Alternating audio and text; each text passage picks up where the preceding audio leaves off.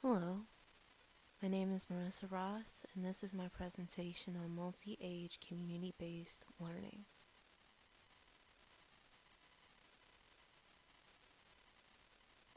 From an organizational problem, an organization that I'm working with is called Project X, formerly known as the Institute for New Leadership, which is a community-based leadership development and community organizing program.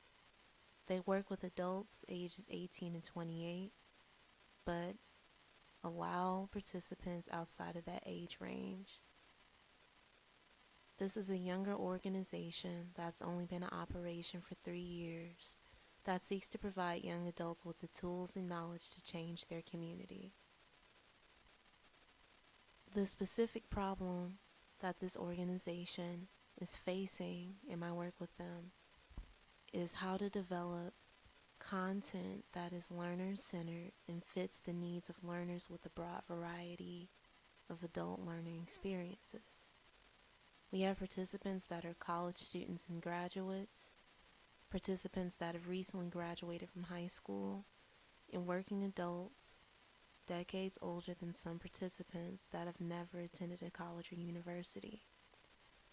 Potential problems that I thought may arise are age-based biases, pacing work and content, motivation without grades, and experience with independent and experiential learning. There are multiple studies and theories that I thought would support addressing those problems that I thought may occur and are currently occurring. One study focused on the ability for adults across age groups to learn and utilize information based on economics or choosing retirement plans, but starting off initially with memorizing and associating different colors and textures with various animals.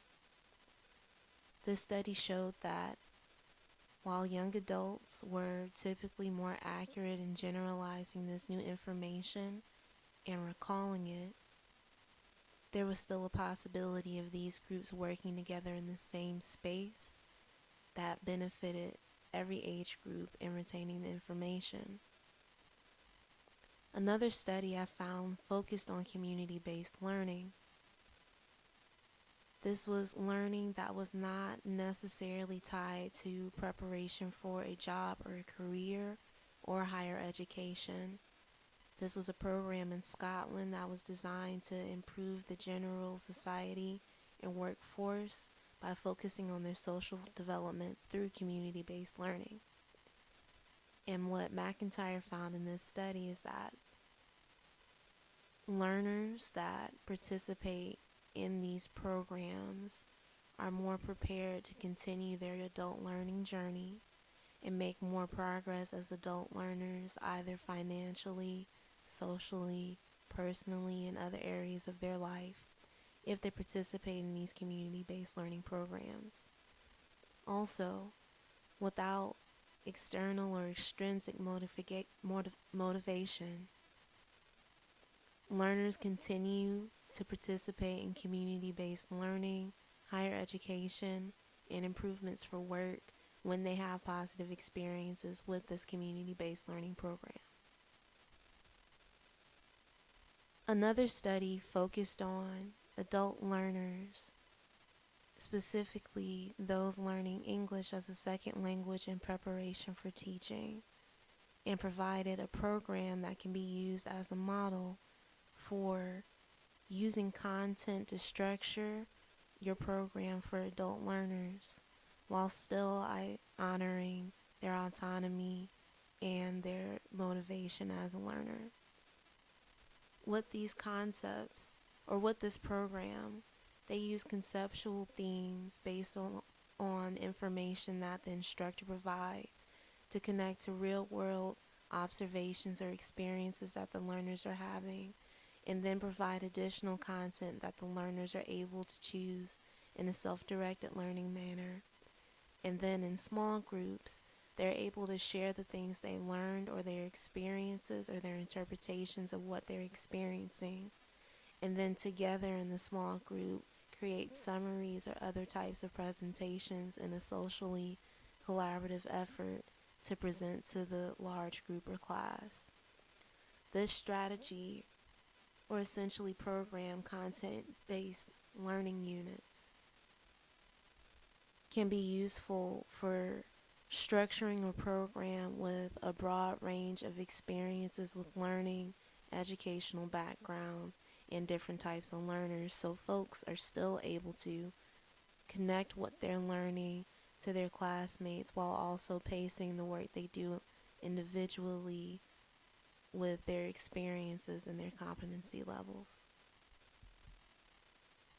So possible solutions for addressing the problems and issues that may occur with having such a broad range of adult learning experiences and ages in one group are first starting with prep work.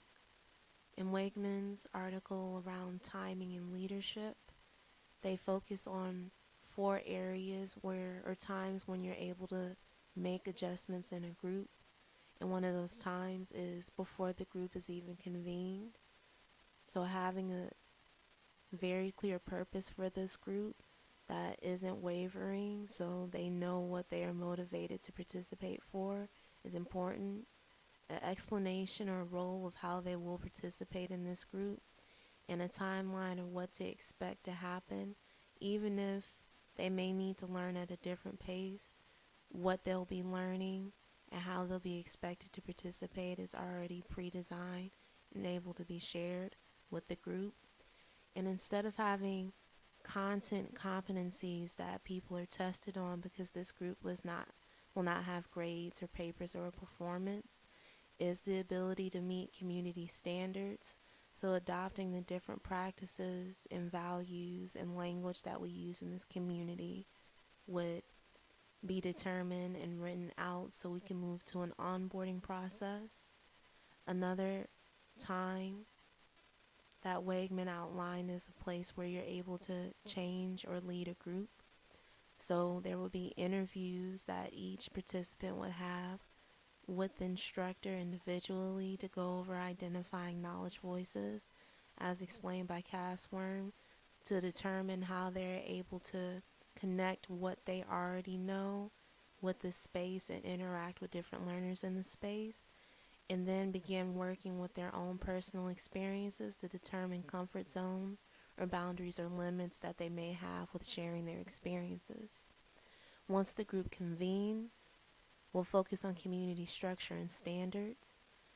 So we'll use examples of dealing with conflict or disagreement with content or maybe experiences or personal biases to determine how we'll conduct ourselves in the group.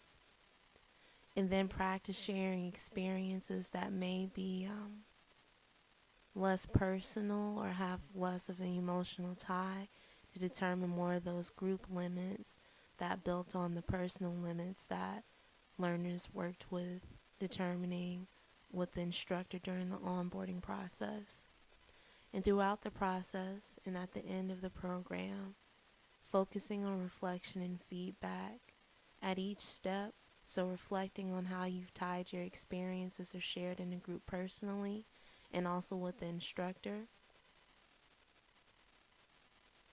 as well as sharing or giving feedback on the program overall to better determine how this program can improve and how you be able to apply this content to your continued learning journey as a community-based learner, as well as maybe an academic learner or a workplace learner.